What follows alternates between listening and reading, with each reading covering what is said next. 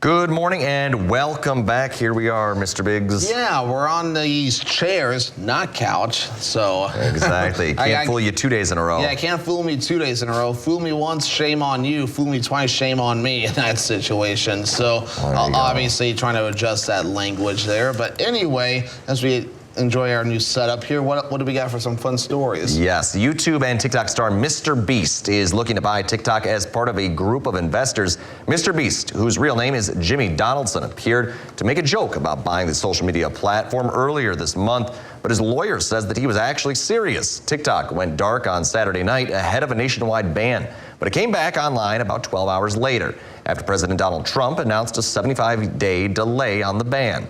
During that time, TikTok needs to find a non-China-based owner to buy it or face a permanent shutdown in the United States. Donaldson's investment group includes institutional investors and high-net-worth individuals. The group has not disclosed the amount of their bid. No comment yet from the TikTok on the offer. Yeah, and of course, TikTok, I don't think it's fully back. For those that held on to the app during this shutdown, it's good that they did, because I'm even checking this morning. I don't think it's back on the App Store yet. I think it's still being enforced as a ban if the App Store decides to load for me here. I still don't think it's back. So I'm typing in TikTok right now.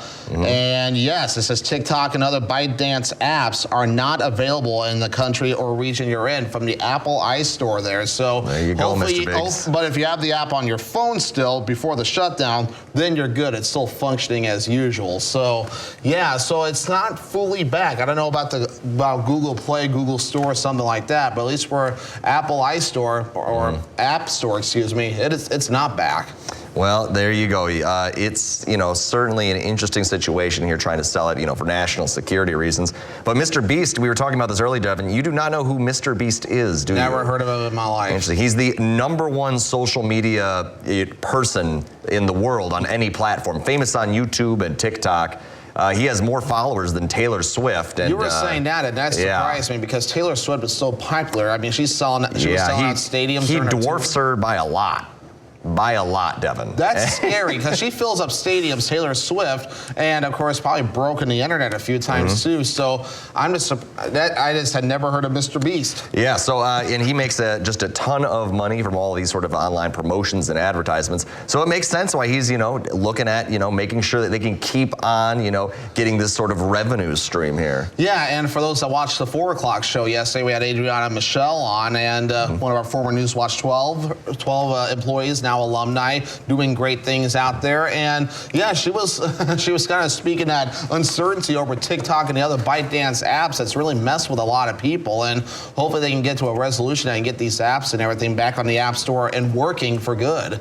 There you have it, Devin. But another thing online that might spark people's interest is a lot of streaming services. Yeah, and in a negative way too. So in my opinion, if you're looking for a reason to cancel Netflix, this might do it.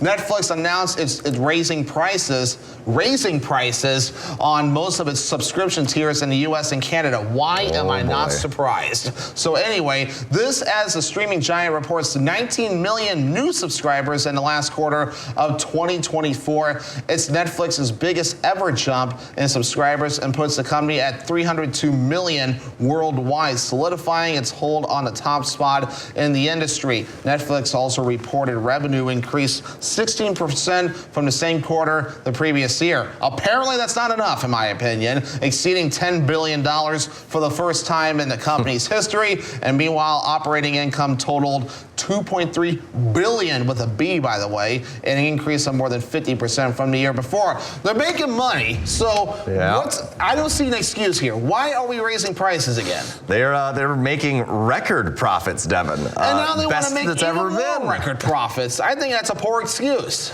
Yeah, it's a tough one to defend on that there. There's no way to defend it, in my opinion. It's ridiculous. And for those, and people are very money sensitive these days. We've seen it with some of these streaming platforms, people canceling them, and even at fast food restaurants, you got places coming up with these deals now, and now you're just like, oh, Netflix, we're just going to raise prices again because we feel like it. I'm like, that's a poor excuse. So, my opinion, if you've been thinking about canceling Netflix, do it now. I think this is definitely a good reason to cancel it. If you're thinking about it.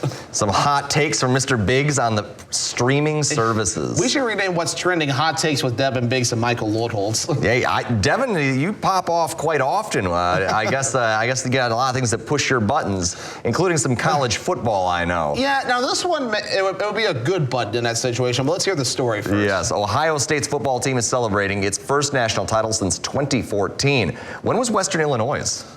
We don't have one. There we go. The And plus, Buckeyes we're beat FCS level, by the way. They're FBS, by the way, too. The Buckeyes beat the Notre Dame Fighting Irish in 34-23 in the college football playoff championship game. Monday night's game in Atlanta concluded the first year of the expanded 12-team playoff. Quarterback Will Howard was named the offensive player of the game, and he finished with 2 touchdowns and 231 passing yards. Yeah, congratulations to Ohio State there. That's definitely an exciting time, too. And, yeah, I'm kind of happy they did that 12-team expansion. I think it gives more chances for maybe a Cinderella story to happen there, too, with some of those other teams that wouldn't make it under the 4-team format. This is a similar format to the FCS level, too, which, by the way, Western has made the playoffs before. We just never won the whole thing. So we've had some good years, and hopefully, again, we'll get some good years going soon. We are kind of heading in that right direction. Yeah. But, yeah, I mean, Ohio State, I mean, definitely a good run. And you know what? One thing I love to pay attention to, not so much the football team, their marching band. Their marching band's very impressive, especially with their Script Ohio as well. Oh, yeah. And, of course, I have a big heart for marching band since I've done it 4 years in high school and 4 years in college, so a total of 8 years. And